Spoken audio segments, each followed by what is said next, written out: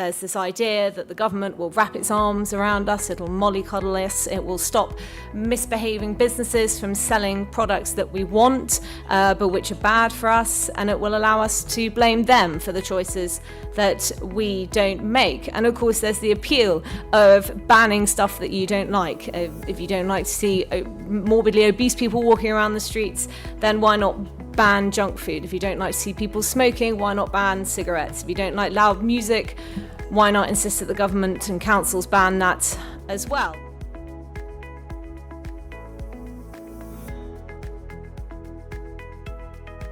It's very strongly rumoured that tomorrow Rishi will be announcing a ban on disposable vapes and incremental prohibition of cigarette sales. Apparently the age at which you can buy cigarettes is going to increase every year until nobody is old enough to buy cigarettes.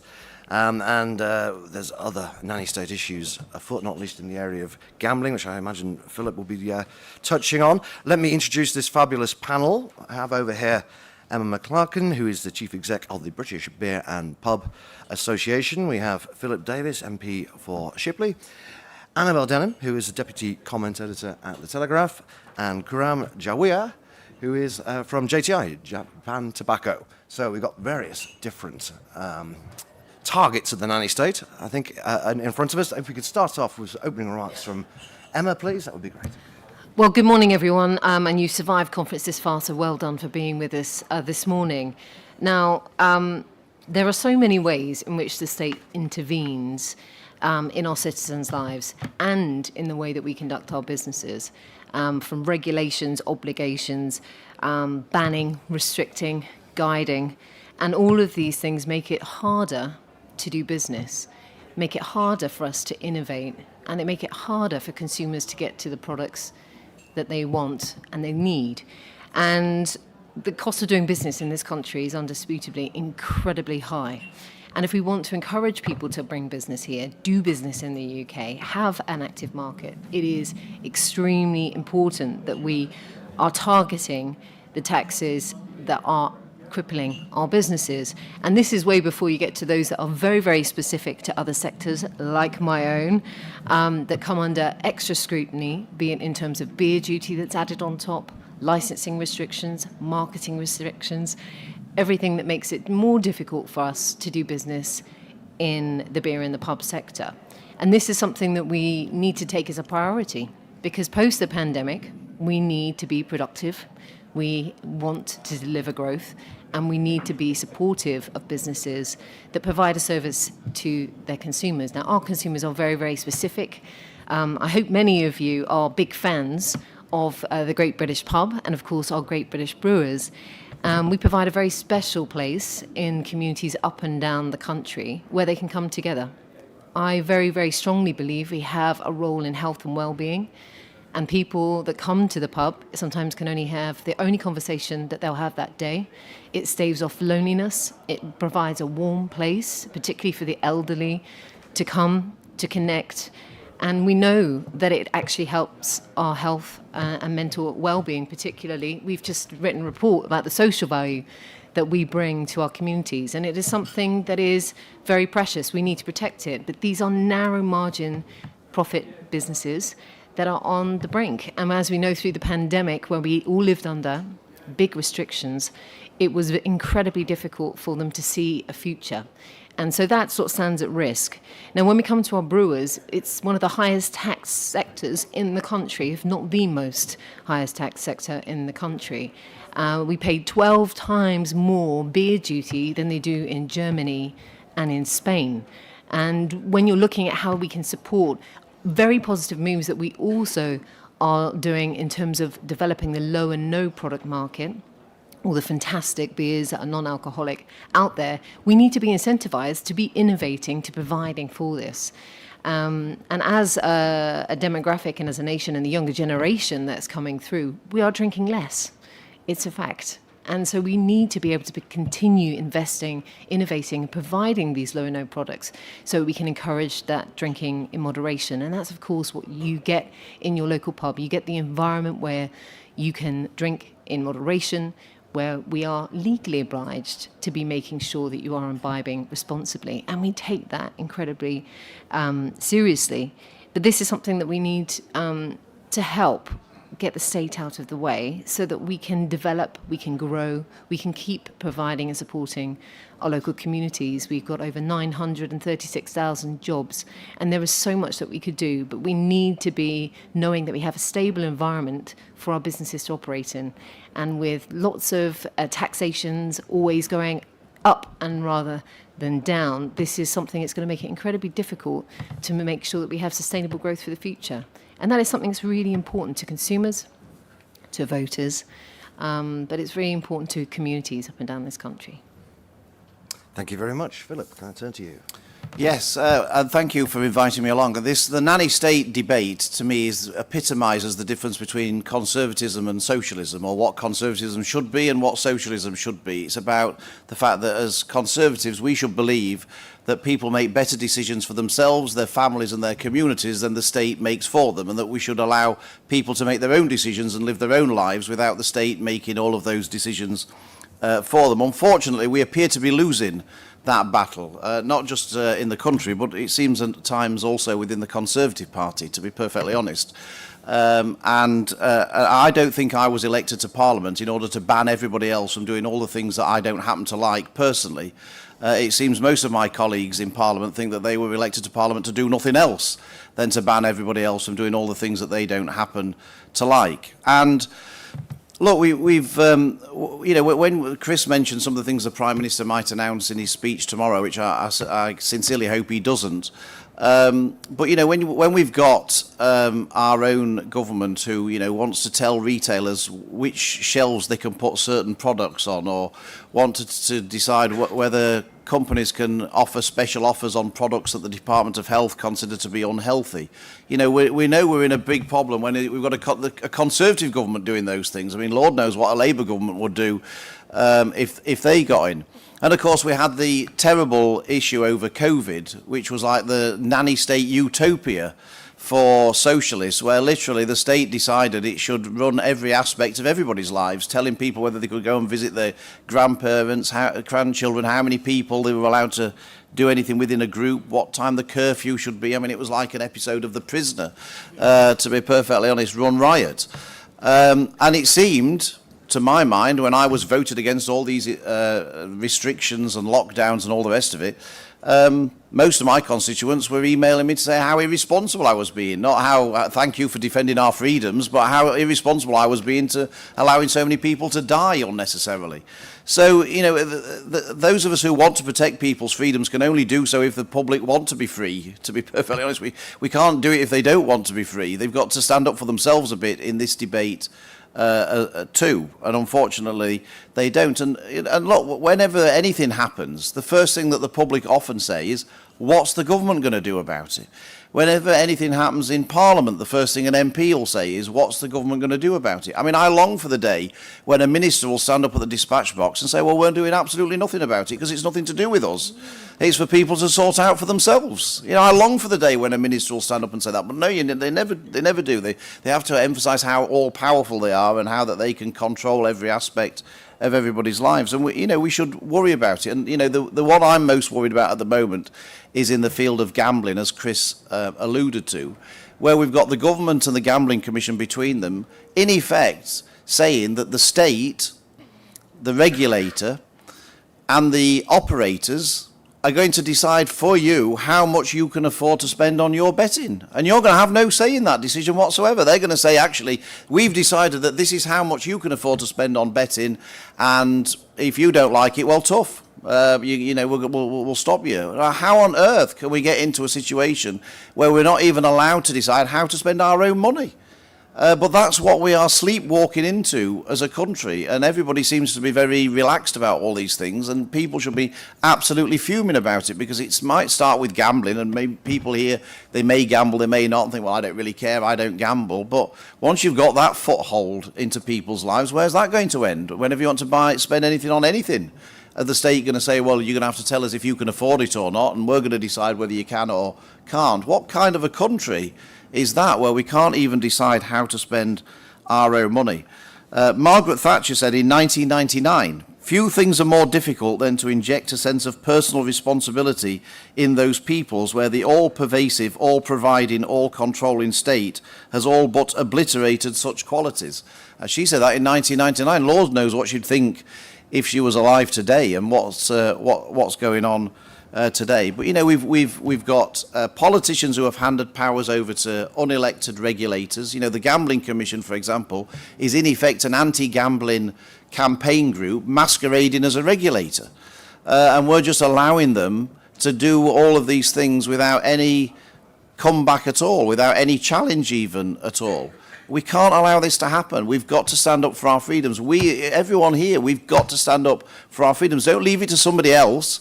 Don't say, oh, well, someone else will speak up for it. We've got to actually get stuck in and get involved in ourselves, because before you know it, all of the freedoms that you hold dear will have gone, and it'll be too late to bring most of them back. So I'm really worried about the future of our country.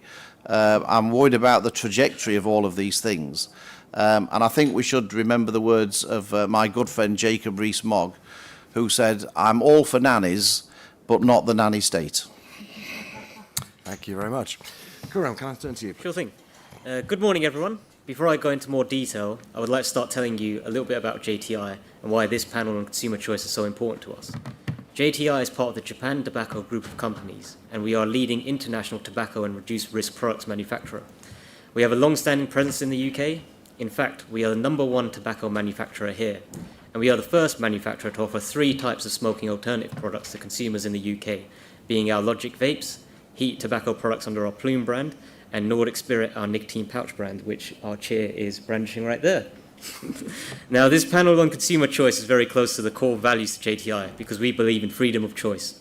Our goal as a company is to continue to provide consumers with a wide range of quality products across the spectrum of combustible tobacco and those alternatives with the potential to reduce risk. Crucially, providing adult smokers with the information they need to allow them to make an informed choice about the products they choose to consume. It is not our role to dictate to adult smokers and force them to change their habits. But we do know adult smokers do vary in their needs and desires. Some enjoy smoking and don't wish to quit. Many are now making the choice to switch to those products with the potential to reduce harm, and there's others that smoke alongside vaping or using a nicotine pouch. Smoking rates have been in decline for years. Further tobacco control measures that have been floated by the government recently, like pack inserts, further restricting smoking outside bars, pubs and restaurants, or a generational ban on smoking like we've seen in New Zealand, try to force consumers into a decision, and that does not work. It's that simple. Surely it's time to move away from this nanny state approach and empower consumers with choice and more reduced harm products to choose from. Now, the UK has taken a leading role in embracing the reduced risk potential of e-cigarettes, and Public Health England's statement that vaping is 95% less harmful is known worldwide. However, vaping products are not the only products with the potential to reduce risk, and not all smokers like vaping. As I mentioned, heat tobacco products and nicotine pouches are available as a smoking alternative and need to be embraced to provide consumer with choice. But what evidence is there to support the reduced risk potential of these products? At present, it only exists within the industry. To strengthen the UK's standing on tobacco harm reduction, it is time for the UK government to focus its efforts on similarly supporting all potentially less harmful alternatives and champion their potential harm reduction benefits. This is a more positive approach than further nanny state tobacco control measures. However, there is some hesitation. The Minister for Health earlier last year, in a response to a parliamentary question, stated, "There is no such thing as a safe tobacco product, and all tobacco is harmful." And today, the position has unfortunately remained the same. It is true there is no such thing as a safe tobacco product, but there can be safer products. Just like vaping products are 95% less harmful, the element of harm is not eliminated, but reduced. Treating all tobacco products the same would be detrimental and prevent existing adult smokers from making an informed choice about considering switching to alternatives. The government needs to take action to acknowledge the potential and efficacy of less harmful alternatives by, for example, undertaking a review into heated tobacco and nicotine pouches and actively promoting their benefits to existing adult smokers in the same way they currently do for vaping, rather than focusing on further ineffective tobacco control measures. This would empower consumers to make their own choices about the products they seek to consume. Secondly, they should make clear to existing adult smokers looking for a potentially less harmful alternative through public information campaigns and education initiatives that all of these products are not the same as combustible tobacco products, do not carry the same level of risk. Thirdly, this must be underpinned by thoughtful regulation that instills consumer confidence in these products, does not conflate them with combustible tobacco. The UK government still has a unique opportunity to forge its own path and lead the way on tobacco harm reduction on a domestic and international level by acknowledging the potential of all smoking alternatives rather than continuously further regulate tobacco products and giving consumers choice. JTI believes that the UK can truly become an advocate and world leader in tobacco harm reduction by furthering an evidence-based and fair regulatory system that includes all smoking alternatives, not just e-cigarettes, but heated tobacco and nicotine pouches as well. Thank you. Thank you. And Annabel, last but by no means least. Thanks, Chris. So as a starting point, I wanted to think about what the allure is of nanny statism. Why is it that we find ourselves on this slippery slope, and what keeps dragging us further and further down it? Why is it that coercive measures, often coercive measures to control others' behaviour, is so appealing to groups like Action on Sugar, to politicians, to lobbyists, to bureaucrats, to quangos? Why is it that some people succumb to this seeming human instinct to believe that we do know what's best for others? What drove Douglas Jay in the Attlee government in 1937 to say that in the case of nutrition and health, the gentleman in Whitehall really does know better what is good for people than the people know themselves? Why do Tories, whose predecessors never let Jay live down this statement, now seem to subscribe to it? And why does the general public generally go along with it? Well, there are obviously a multitude of reasons. I think personal experience obviously can play a role. Look at how many laws there now are which are named after people. I think snobbery is part of it, just as Jay showed. It's easy to cast judgment on the eating and drinking habits of other people in society, perhaps as a way of elevating our own status. And perhaps on an individual level, there's some comfort to be found in absolving yourself of responsibility, that there's this idea that the government will wrap its arms around us, it'll mollycoddle us, it will stop misbehaving businesses from selling products that we want, but which are bad for us, and it will allow us to blame them for the choices that we don't make. And of course, there's the appeal of banning stuff that you don't like. If you don't like to see morbidly obese people walking around the streets, then why not ban junk food? If you don't like to see people smoking, why not ban cigarettes? If you don't like loud music, why not insist that the government and councils ban that as well? When it comes to politicians, I think that the nanny state, as with all laws and regulations, often allows them to be seen to be doing something, often without raising taxes.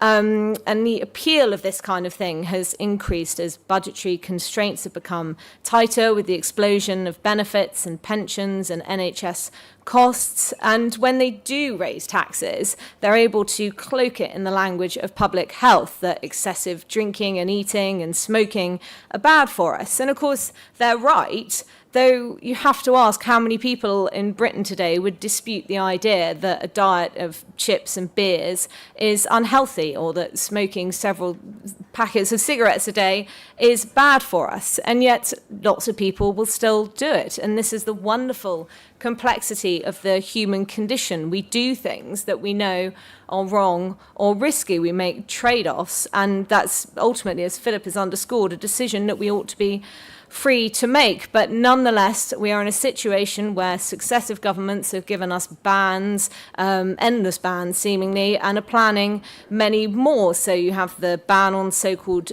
junk food advertising before 9 p.m. on TV or online at any time coming in, with a few exemptions. There's the planned ban on buy one, get one free on junk food. It's why calories are listed on menus. This year's gambling white paper concluded that we need a state limit on online slots and a statutory levy on the gambling industry to fund research, education and treatment. There's the ban on fast food chains near schools, the planned ban on disposable vapes, plain packaging on cigarette packets, and so on and so forth. And I think that what this really illustrates is that the nannies will never be satisfied. It doesn't matter if the sugar tax has been shown to be unsuccessful. There'll just be calls for it to be be raised in response, or in fact, further down the slippery slope, there has been calls for a salt tax, which is an ingredient without which we would die pretty quickly. Smoking rates are coming down, and yet the government, as Chris has mentioned, is reportedly considering adopting New Zealand's gradual but total ban on smoking. I think another problem is that very little of this is evidence-based. It seems to be policy which is driven by instinct. Australia has banned vaping, but it still has high and rising levels of vaping and high and rising levels of smoking. Hungary has very strict anti-obesity measures, but since they've been introduced, obesity hasn't fallen. The evidence for banning internet advertising is very poor. In some cases, the evidence is so poor because actually the UK is going further than any other country has. And so therefore we cannot look overseas to see what has and has not worked. But it's not just a case of this not working, it's also that it can be damaging. So when it comes to taxes on some of these products, they're often regressive. They hit the poorest hardest. Chris and I were talking earlier about formula for babies, which you can't donate to food banks. They're not allowed to distribute it. It can't be advertised. You have countless studies that seem to come out suggesting, often in thinly veiled terms, that breast is best. Well, I had twins who were born early with low blood sugar, and the advice given to me by paediatric consultants was that they should have formula so we would know exactly how much they were consuming, and it would mean that their hospital stay would be shorter. And if I were to listen to some of the strongest advocates for breastfeeding, I would be made to feel like I'd failed in some way as a mother.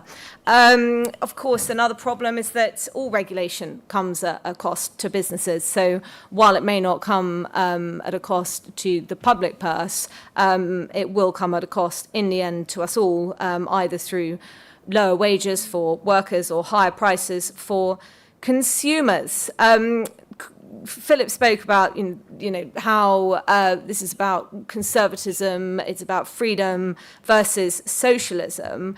And if we at Conservative Party conference can't all agree that people should be trusted with what they put in their bodies, then we're also potentially suggesting that people shouldn't be trusted to do anything. They shouldn't be trusted to manage their own money, run companies, and so on and so forth. And freedom from oppression, freedom for people to do what they choose is extremely important, even if it seems like the number of people willing to make the case for it is constantly shrinking. And we saw that during lockdown, just how easily our independence can be seized, seemingly for a good cause, and how difficult it can be to get it back. But what I really think is necessary is that more people go out and make the case for personal autonomy and individual responsibility, not least businesses. And they ought to bear in mind that the appeaser feeds the crocodile, hoping that it'll eat them last. And I think that if we're not careful, that crocodile will come after all businesses in some way or form in the end. Indeed, thank you very much. Now, if you've got questions in mind, keep them in your mind for a little bit longer, because I've got a question for each panellist, just to try and dig into some of the details of some of the policies being bandied around and ask a couple of other things. Emma, can I ask you, why is a pint of beer in a pub so expensive now? I mean, I know we've got inflation and so on. Someone was telling me there's a slug and lettuce around it selling pints at £6.50. These are London prices in Manchester. In London, it's someone paid £13 for a pint in Canary Wharf the other day, but certainly £6 or £7 is quite common. Now, it can't just be taxes. What is going on? Well, as I said earlier, our beer tax is the second highest in Europe, only to Finland, and we pay 12 times what they do in Germany. If you think about our beer reputation that we have globally, everybody knows that we brew fantastic beer in the UK. They want to come. Top 3 things to do in the UK is to go to a pub and have a pint of beer and your fish and chips, and yet we don't support our British brewers with that lower rate of duty, which means that they can actually look at other opportunities for exporting their beer around the world. But it is incredibly difficult. We're in a cost of living crisis, and people want to be able to afford to go out and have the simple pleasures that they enjoy at the end of the week. A man wants to go out with £20 in his pocket and on a Friday night, or woman, frankly, and know that they can have a good night. And the reality is that is under pressure because of the cost of a pint of beer. Now, the government and the Prime Minister did introduce introduce a draft discount, and that is a freeze on the cost, but it was actually an overall increased taxation on duty because it's more expensive for consumers to buy in small pack. That means if you buy in a bottle or a can at the supermarket or even in a pub, it's more expensive than it is to have it from a draft. So the reality is that the principle was established. We're going to support lower volume beer. That is a good thing. However, it does mean overall that we're still paying more as brewers, and that eventually that cost cannot be borne by us in our supply chains. The cost of everything in our supply chain went up as well with the war in Ukraine, not just on energy, on raw commodities. The raw materials that we actually make our product from, the pressure on barley prices went up by 50%, and this all adds up to why we cannot make cuts. The reality is £1 in every three goes to the Treasury in a pub. And that's the reality of the situation. We need to see duty coming down to support our British brewers, to support our pubs. 7 out of 10 of alcoholic drinks sold in a pub is a pint of beer. And everybody looks at that at the budget. So I really hope at this autumn statement, and if not at the autumn statement, at the budget, we'll see support coming forwards. People need to be able to afford to go out and the simple pleasures of life, stay connected as community, and bringing down duty will be one of those that they can do. Thank you. Philip, I was at a gambling session with the Social Market Foundation yesterday. It was had a rather strong anti-gambling slant. In fact, somebody on the panel said that anybody who's received tickets to the races from the betting industry should not only not be listened to, but shouldn't be allowed to talk about gambling. We did not have that rule here, otherwise that would knacker me and you.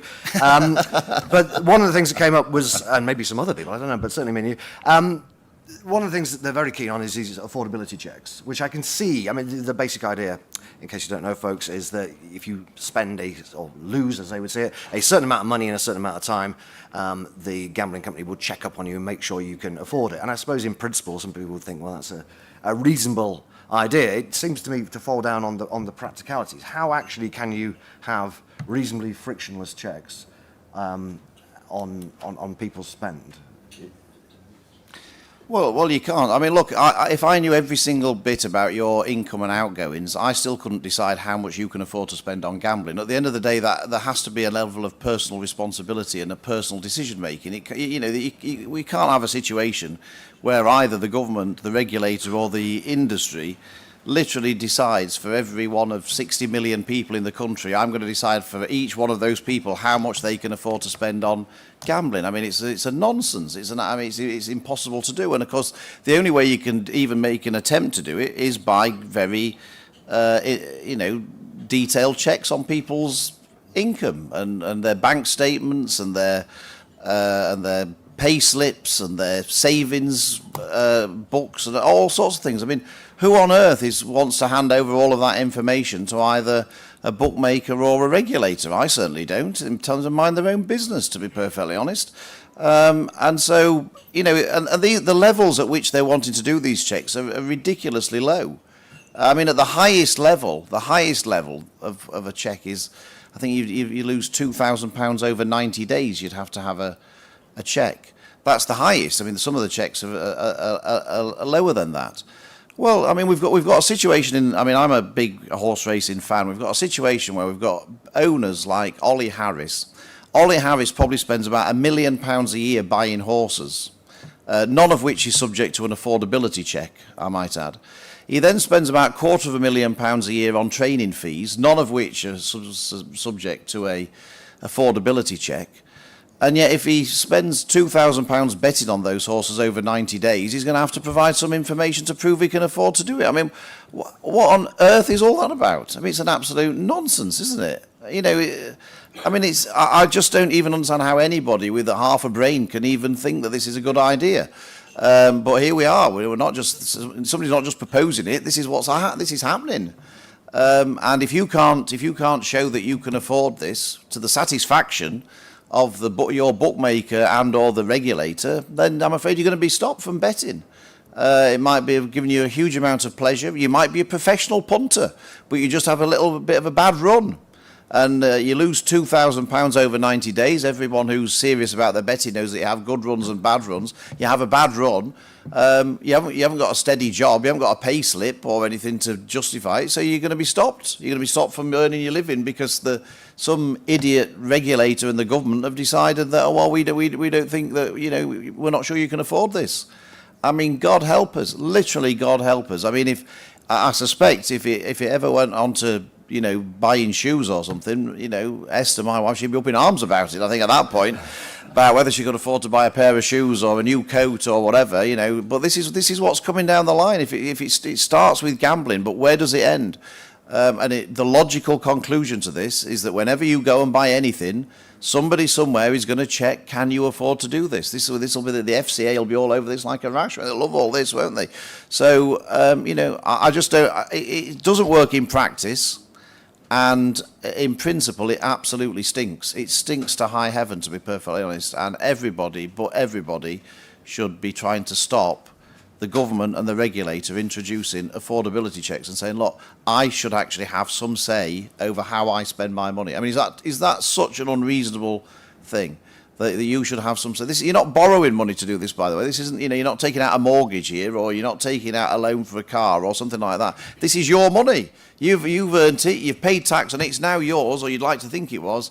And even that isn't good enough for most people now. They want to tell you how you can spend your hard-earned money. And, I think it's absolutely chilling.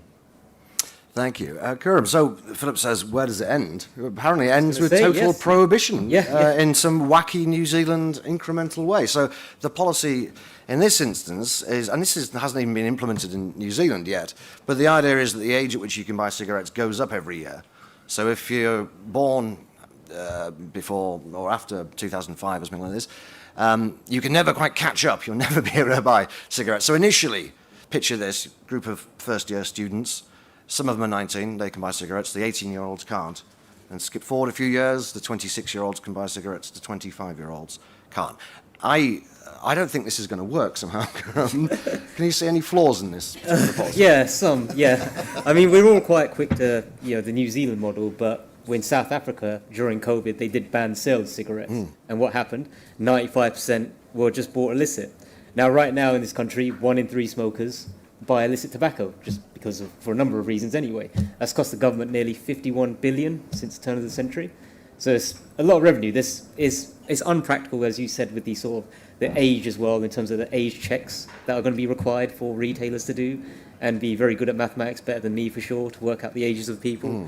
And this is just a departure in going smoke-free as well. Smoke-free was meant to be 5% or less smoking prevalence, and this is an outright ban. It's illogical. It's hard to imagine how this will be administered and how it will be enforced, because this is just going to increase a really big illegal trade market. Yeah, I mean, I think most people would agree it's unethical to buy cigarettes for like an 11-year-old, but buying one for a pack of cigarettes for a 28-year-old, I think most people would think, well, maybe this is technically illegal, but I don't really have a moral problem with it. Annabel, this policy was initially leaked to The Guardian, interestingly, on a Friday. I assumed The Guardian was being mischievous. There were no direct quotes from it. I thought somebody's flying a very strange kite here.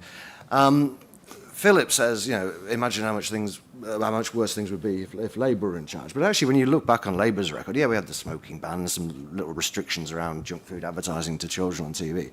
But it's been under the Tories that this has really taken off, under every Prime Minister as well, bar Liz Truss. But even Boris Johnson, supposed libertarian, suddenly came up with all this world-leading anti-food stuff.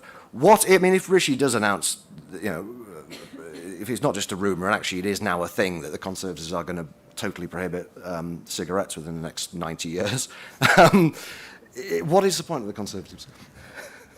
I think it might be best directed at Philip. What's the point of the Conservative? But no, I mean, look, a lot of the examples that I gave to you earlier of restrictions that have been brought in under successive Conservative governments since 2010. You're right to mention Boris Johnson, who was a self-professed libertarian until he caught COVID and then had this Damascene conversion and started to try and roll out a raft of nanny state anti-obesity measures based on very little of any evidence at all. I think the problem at the moment the Conservative Party seems to have is that it's divided between those who are One Nation Conservatives and those who are more on the Trussite wing, who believe staunchly in individual responsibility and freedom and independence.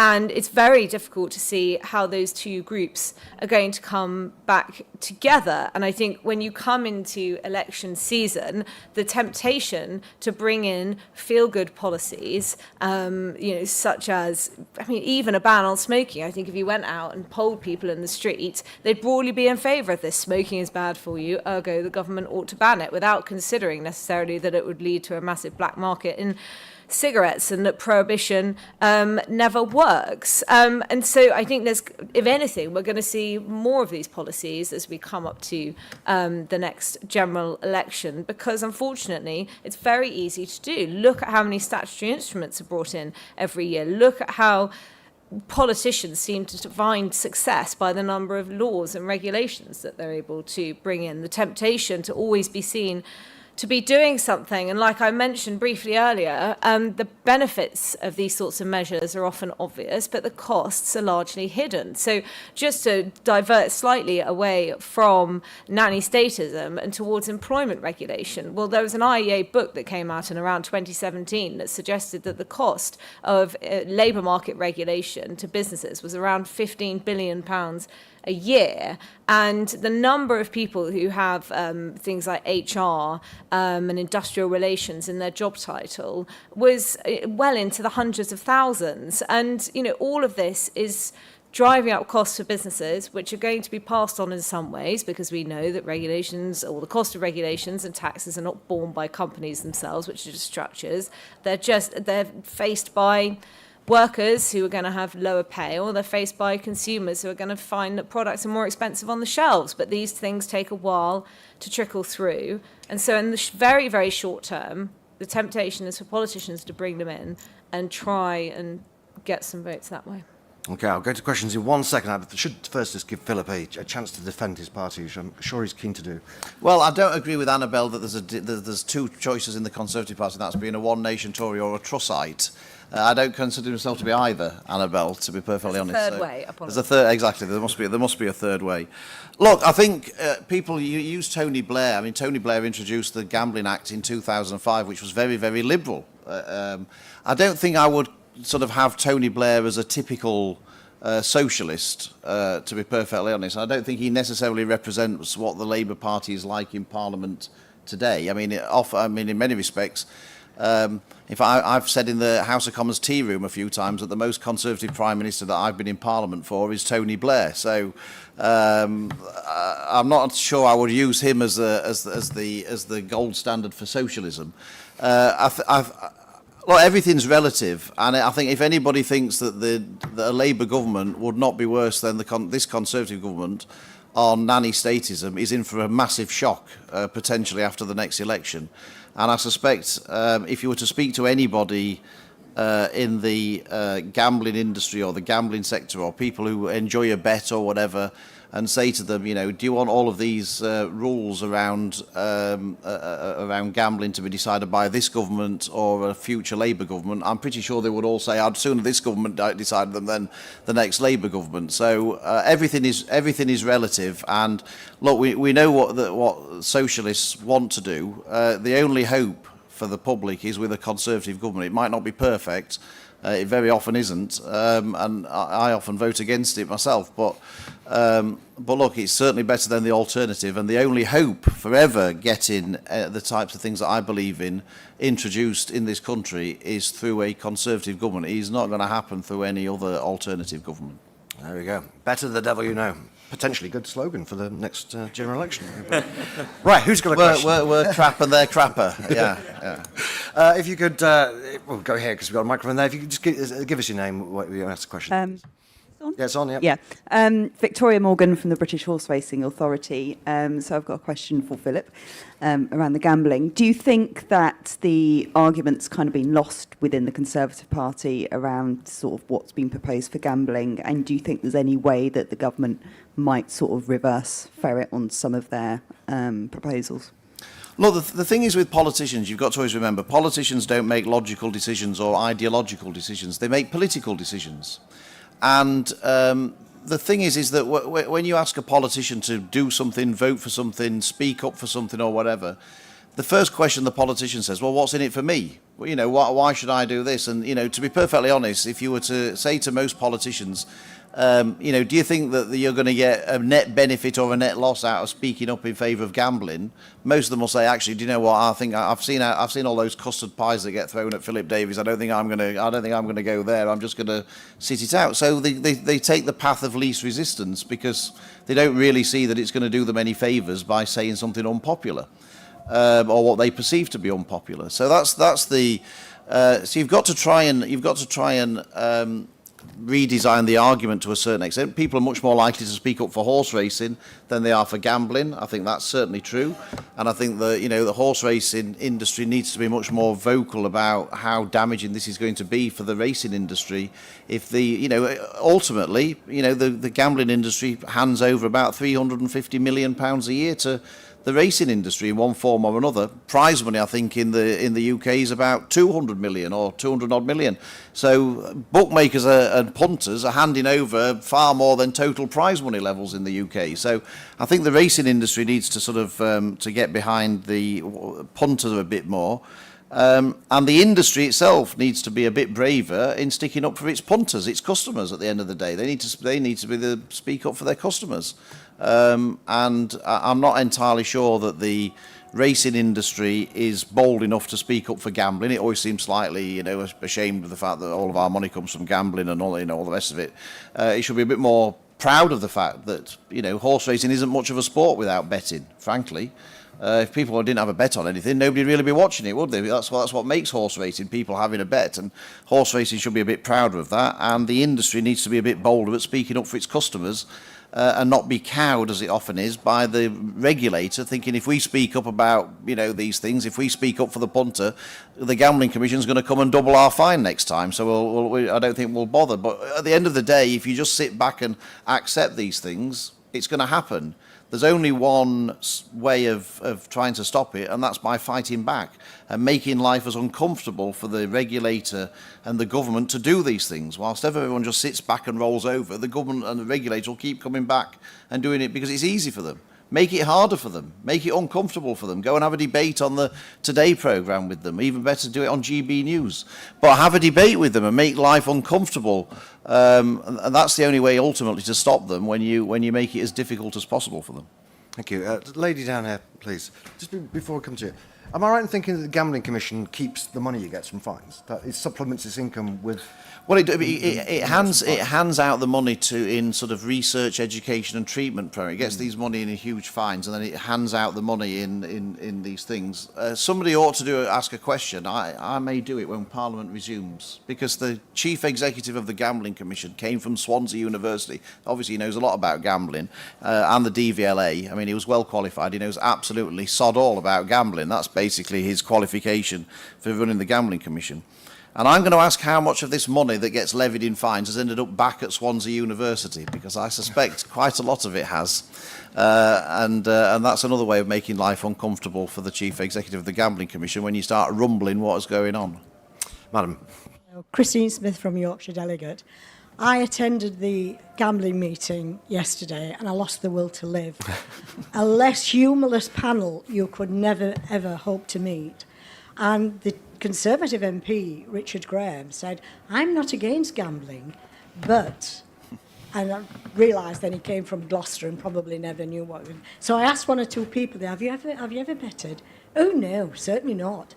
And I don't think there was more than 3 people in that room that ever knew anything about it. I've always, Cheltenham, National, Derby, whatever. But I am surprised, and I've mentioned this to Philip before, that Corals, Betfred and Ladbrokes, who have got immense power really, have not said to this lot, sod off. Why are they not doing it? Because they're very, very quiet. Who appoints these people, these regulators, these, that know absolutely nothing about racing? Well, the government appoint the regulator. That's that. Yeah, well, indeed, Christine, that would be a cracking idea. Look, I think the reason why the industry doesn't speak up is because they fear the consequences from the regulator, and they fear huge fines, and not without justification. But I think at some point, unless they want to just preside over a gradual death, they're going to have to speak up a bit more. And actually, it's not about speaking up for them. It's about speaking up for their customers. It's about speaking up for their punters who want to have a bet and like having a bet. And my biggest criticism of the gambling industry, and I have many, but my biggest criticism is that I don't think they are sufficiently speak up for their punters. They speak up too much for self-interest and not enough for their customers. Okay, we've got two here, have we? Oh, you first, sir. Yeah. And then one in front. It's Alec Mutual from Watford. Just a quick point to Philip. I had the same word in my MP yesterday. I'd rather vote for something I believe in rather than voting for something because it's not as bad as the other lot. So let's be more positive on that front. But my question is this. This nanny state is one thing, but I'm worried about a dystopian future with central digital currency coming down the road and a database of everything we own there. Once the government has this, whichever government it is, it can actually stop things digitally. So how do we fight back against this? Anyone have a view on this one? I'll deal with the first bit, can I say? Elections are about choices at the end of the day, right? And I couldn't handpick somebody and agree with them about everything, right? I mean, it's just not possible. So at the end of the day, any election is about a choice. It's about who would I prefer. They might not be perfect, but who would I prefer to be there? And ultimately, that's what elections have always been about, and that's what elections will always be about, to be perfectly honest. And it's a grubby business. Who's got the microphone? Go. Morning, it's Gavin Hamilton from South Shropshire. All this, the freedom of choice and what you do with yourself is obviously extremely important and the main point of this meeting. But where does one draw the line in terms of antisocial behaviour and then maybe going towards protection of children, because you yourself said you wouldn't give a cigarette to an 11-year-old. And that maybe is going more towards the vapes question, because I think a lot of the reason why vapes are sort of being attacked is because of the essentially the antisocial aspect of it, which makes it popular to control it. And not so much what it actually does to the individual who's taking them. And that seems to be the sort of grey area in between, where something maybe needs to be done, but maybe the companies or individuals do need to take responsibility, but unfortunately they don't always do so. Yeah, so there's issues with disposable vapes around littering and also, obviously, underage use. I don't know, Emma, if you wanted to speak about the public disorder issue with the nighttime economy. You want to go first? In terms of the youth sort of vaping, it is an issue, but we shouldn't all be penalised for it. It's an enforcement issue. People need to enforce what's already there. There's a lot of non-compliant products already on the market that need to be taken off the market. Rogue retailers shouldn't sell to minors. No, we've obviously been in the frame sometimes for what are you doing about antisocial behaviour, but actually if we keep people in venue, imbibing in our pub environment for longer, then the antisocial behaviour on the street is reduced. If you make the cost of a pint of beer, for example, incredibly expensive and much cheaper at the supermarket, they're going to go and buy it at the supermarket, they'll be on the street. So there is a way that we can work to help nudge the consumer to have the right behavioural patterns, but it's a nudging rather than using legislation as a sledgehammer to crack a nut. When you look at the problem that you're trying to solve, think holistically about that problem. Think about the sensible way that you can use collaboration and work in partnership with industry to deliver a solution for the smaller percentage. If it was any type of addiction, we take that incredibly seriously, be it gambling, smoking, alcohol, we all do, but it is a smaller problem. Drinking is a very tiny percentage, but if you come up with population-wide solutions for this on any of these matters, you're coming up with something that makes everybody, the majority, pay for it and suffer. And the reality is that the majority drink in moderation and enjoy themselves, and hopefully, mainly within a pub environment, supporting their industry, and it becomes circular. But the reality is that we're using these population-wide policies that don't work. They did it in Scotland on the minimum unit pricing. Alcohol deaths went up. People figured out that they could buy higher volume products at a better price. It was cost efficient for them. Beer became more expensive. They went for higher volume products. Alcohol deaths went up. Scotland's response is to increase and keep increasing the price of alcohol when it has not been proven to be the right solution for that problem, which is 1.4% of the population they're trying to impact, and that's 1.4% of the drinking population. So we need to have some perspective. Where do we need to educate and nudge in partnership with the industry in the right direction for responsibility versus legislation and taxation that actually stifles the real ways that we can solve these problems? Can I just say, I know that lots of my constituents complain about disposable vapes in the local environment and whatever, but how can it be a logical conclusion to say we're going to ban disposable vapes because they're littering the place? Like saying I see lots of McDonald's wrappers all over, so let's ban McDonald's. Or I see supermarket trolleys here, there and everywhere, so let's ban Asda and Tesco and what. I mean, I just don't understand the logical conclusion. If there's a problem with littering, let's deal with littering and let's deal with the litterers. Surely you don't deal with the product that they're littering. I mean, I just don't. I don't see for the life of me how that is a logical solution to the problem, but maybe I'm... Well, no, as Khurram says, we have the laws already in place. We're not enforcing them.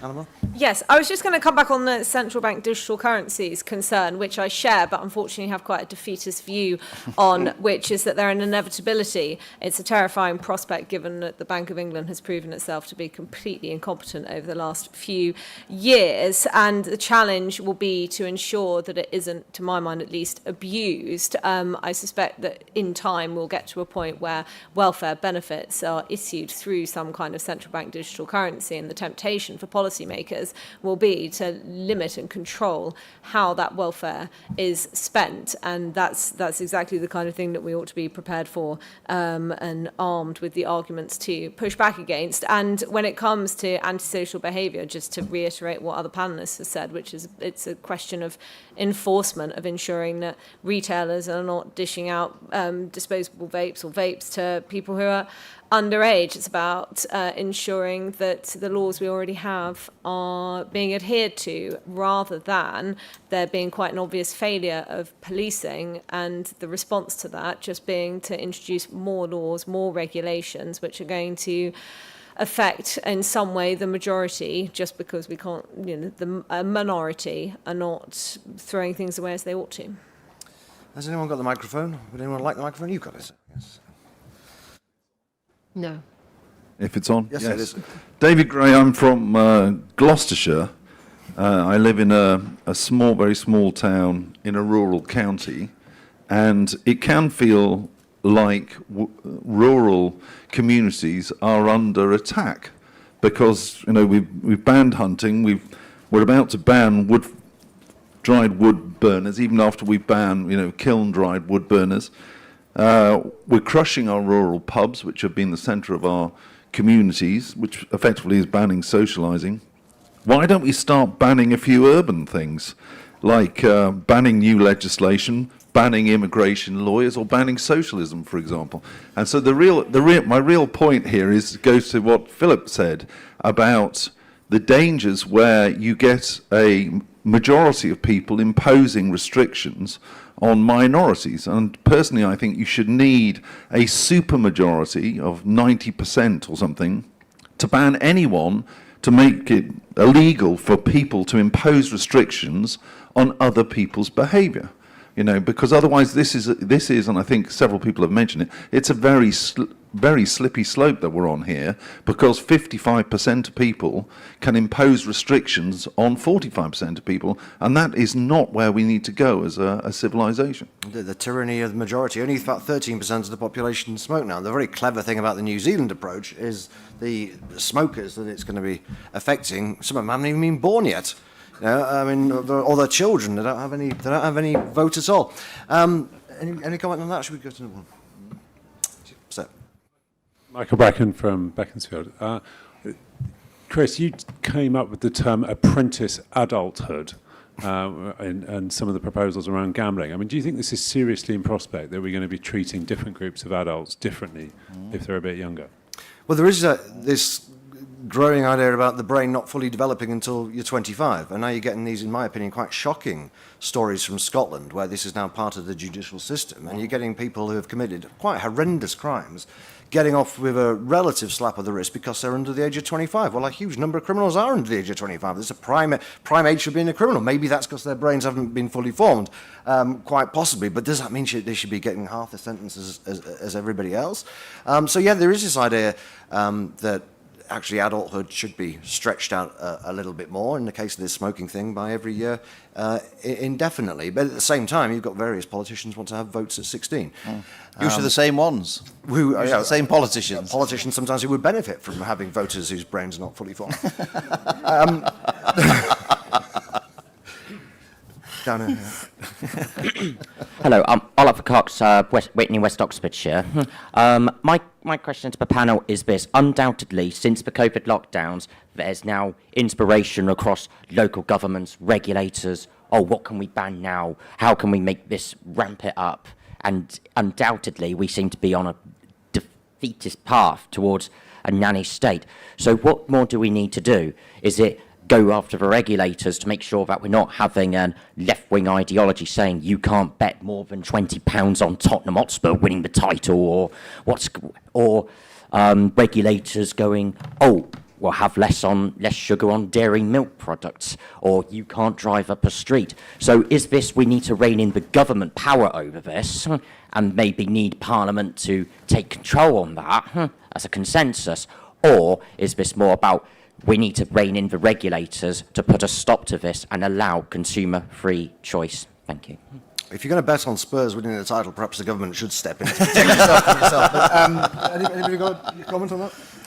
I mean, I think there has been a hangover from COVID. There's definitely, there was, and not just in the UK. If you look around the world, everybody in every sort of government has had their hands-on control of things, and they're lifting it off quite slowly. And what we need is a Conservative government to be conservative.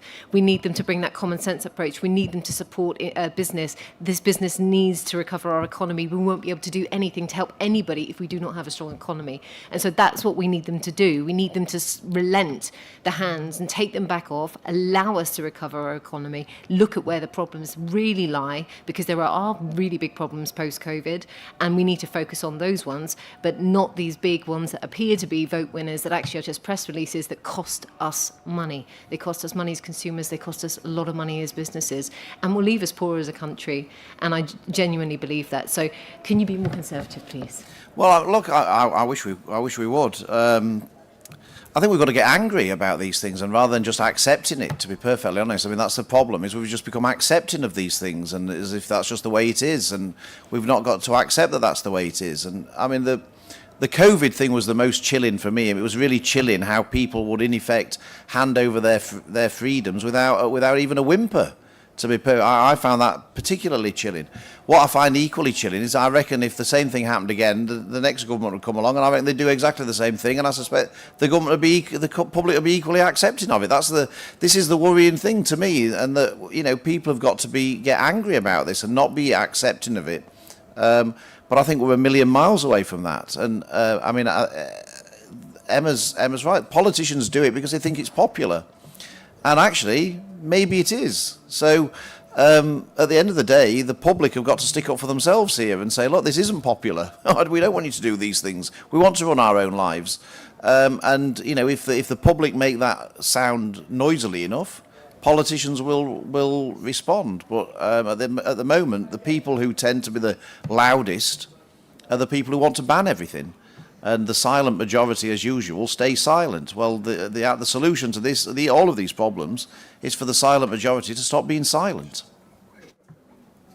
I'll just take one more question over here. I think, have you got one? No, we'll take two. Can we have this gentleman and this gentleman, and then we'll try and wrap things up, and you can answer whatever you like. All right, David Sayre from the Portman Group, which is the alcohol marketing regulator and social responsibility body. And I wanted to ask a question about maybe meeting the middle here about empowering industry best practice, because the industry takes its responsibilities to marketing very seriously, protecting children, protecting vulnerable consumers. We have a code of practice on marketing, code of practice on sponsorship, which the government has actually highlighted in the gambling white paper as something that gambling could go ahead with.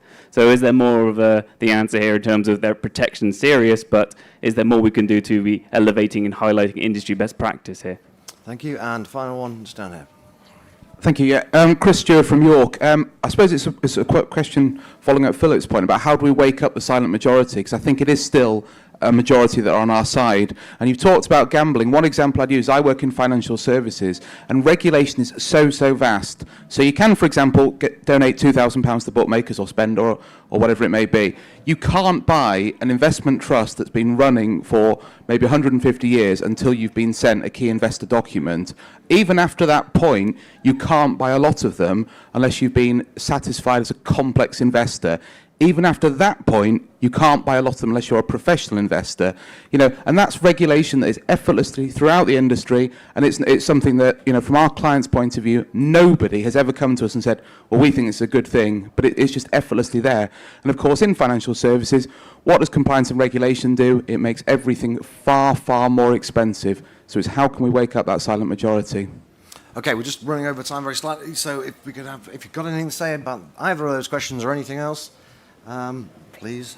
Just on that, look, I think some of the problem is big companies. Big companies are often the problem here as well, because they love regulates meat and drink to them. I mean, when I worked for ASDA, we had dozens of people dealing with health and safety and all this kind of thing, and it's a barrier to entry for other people, isn't it? If you can have lots of regulation, then that suits big companies because no one else can enter the market. So I think that sometimes big companies are the ones. I often go to meetings and they go, "Oh, we like regulation. We want regulation." And I think, well, why? But I think that is why they like it, because it stifles the competition. And so I think big companies are sometimes as much to blame as anybody about all of this. Oh, can I just come in on this point as well? Is that as Philip has said about the bigger companies, the impact on small businesses, but decisions that are made on problems in city centres will have a repercussion in rural community that will be far greater by the time it's rippled that effect out. And so we need to think about the real impact of legislation, of proposals, of policies that are coming through, and yes, of taxations, to understand the full impact. A bigger company, as Philip said, might be able to overcome those, absorb those, find other ways to offset it. A small business in a rural community may not. And we have to understand that when we're introducing these policies, all these taxes, the impact that it's going to have, and accept that sacrifice if that's what you're doing, and make that public. But without that consideration, industries like mine will suffer. Annabel, I'll give you the final word. Thank you. I would just say, Philip, unfortunately, I'm not sure it's enough to say that, we mustn't let the silent minority get their way, and that, the vocal minority get their way, and the silent majority simply don't stand up for themselves, because we see it absolutely everywhere. Look at HS2, for example. Look at the way in which NIMBYs, who are highly motivated, and they mobilise, and they stop homes from being built in their areas, and that's why we have a chronic housing shortage. If you look at most of the problems in our economy and our society, they boil down to the fact that a small minority are able to put their interests forward, and politicians, for one reason or another, really struggle to resist it. So I think we need more politicians like Philip, who are willing to stand up for individualism and freedom, and rail against the nanny state. And if we don't get that, then unfortunately things are just going to get worse. Right. Thank you very much. It's raining yet again. Good luck outside. Thank you for coming. Thank you very much to the panel.